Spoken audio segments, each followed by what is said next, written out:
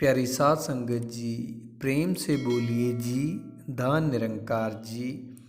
सतगुरु माता सुदीक्षा जी आप सभी पर अपनी कृपा बनाए रखे और आप सभी संतों की झोलियाँ खुशियों से भर जाए। प्यारी साध संगत जी, आइए आज की कहानी शुरू करते हैं। घूमर गांव के लोग बहुत सीधे साधे थे। पढ़ाई लिखाई से कोसों दूर उनके लिए काला अक्षर भैंस बराबर था। पढ़ा लिखा धनपत शाहूकार उनकी इस कमजोरी का फायदा उठा रहा था। कहने को वो शाहूकार था, पर था बड़ा लालची। जरूरत पड़ने पर वह गांव वालों के घर जमीन आदि गिरवी रखकर ऊंची ब्याज दर पर रकम उधार दे देता था। झूठी लिखा पढ़ी पर वह उनसे अंगूठा लगवा लेता था। एक बार उधार ले लेने के बाद गांव वाला जिंदगी भर उसके कर्ज तले दबा रहता। सज्जन सिंह की गांव में राशन की छोटी सी दुकान थी। थोड़ा हिसाब किताब करना जानता था।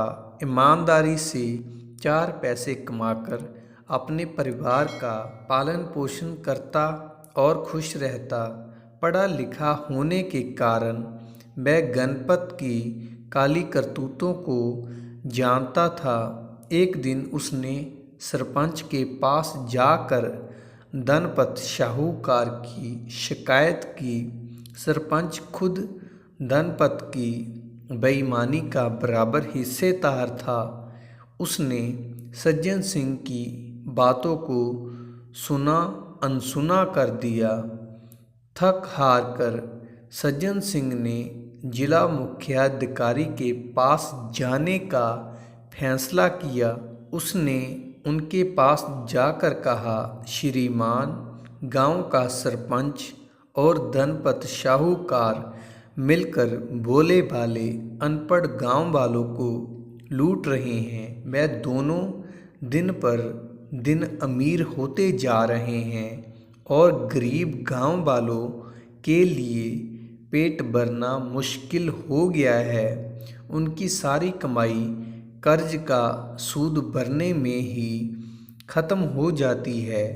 अनपढ़ गांव वाले मजबूरी में झूठी लिखा पढ़ी पर अंगूठा लगा देते हैं। मुख्य अधिकारी ने सज्जन सिंह की बातों को ध्यान से सुना। उसने अपने 2 कर्मचारियों को धनपत शाहूकार और सरपंच की चुपचाप जांच पड़ताल करने के लिए भेज दिया। कर्मचारियों ने आकर बताया, सज्जन सिंह की सभी बातें सही थी।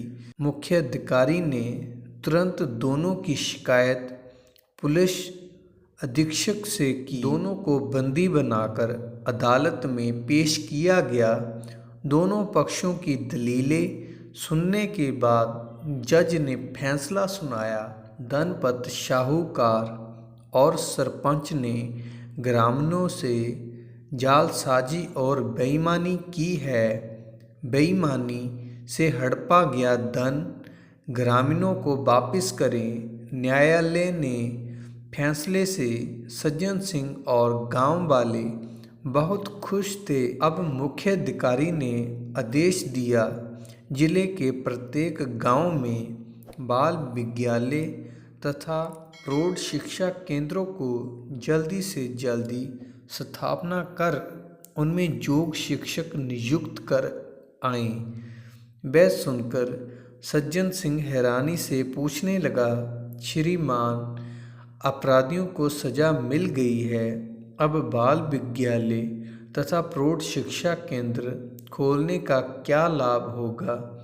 मुख्य अधिकारी ने हंसकर बताया, सज्जन सिंह, तुम जानते हो कि गांव के ज़्यादातर लोग अनपढ़ और सीधे साधे हैं।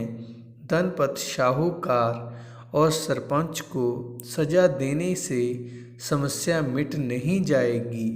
अनपढ़ गांव वालों को कोई भी धनपत जैसा लालची व बेईमान साहूकार ठग सकता है। इसलिए गांव के बच्चों और बुजुर्गों का शिक्षित होना जरूरी है। सज्जन सिंह खुश होकर बोला, श्रीमान, ये तो आपने बहुत दूर की बात सोची है। हम सब गांव वाले अपने इस उपकार को हमेशा याद रखेंगे। ये उपकार नहीं, मेरा कर्तव्य है। यही नहीं, मैंने अपनी उच्च अधिकारियों के पास के गांव में ग्रामीणों बैंक खोलने का प्रस्ताव भेजा है। ऐसा हो जाने पर गांव वाले कर्ज के लिए साहूकारों के चंगुल में नहीं फंसेंगे। मुख्य अधिकारी ने बताया। सज्जन सिंह की खुशी का ठिकाना नहीं रहा। अब उसके गांव में अज्ञानता का अंधकार नहीं रहेगा, ज्ञान का प्रकाश फैलेगा। नया सवेरा सारे गांव को खुशियों से भर देगा। प्यारी साध संगत जी, प्रेम से बोलिए जी, धन निरंकार जी।